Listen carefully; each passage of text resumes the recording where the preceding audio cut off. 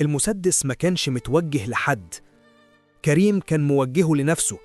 كان قاعد في مكتبه غرقان في إزازة خمرة بيعيط بانهيار وبيقول خسرت كل حاجة راحت.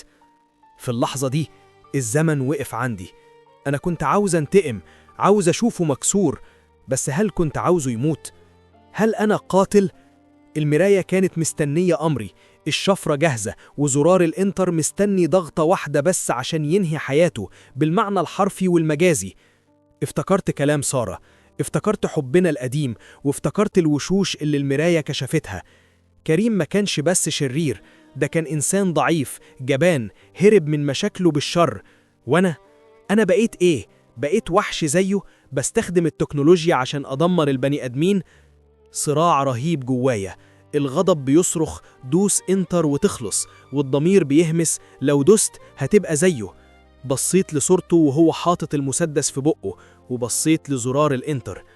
شلت صبعي وقفلت اللابتوب بعنف. ما كانش ضعف مني، كان قوة. قررت إني مش هبقى زيه، مش هنزل لمستواه.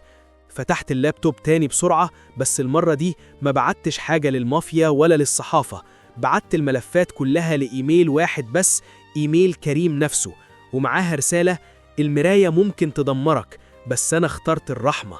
قدامك 24 ساعة، سلم نفسك للنيابة واعترف بكل حاجة ورجع لسارة حريتها، وإلا الشفرة هتتفعل أوتوماتيك.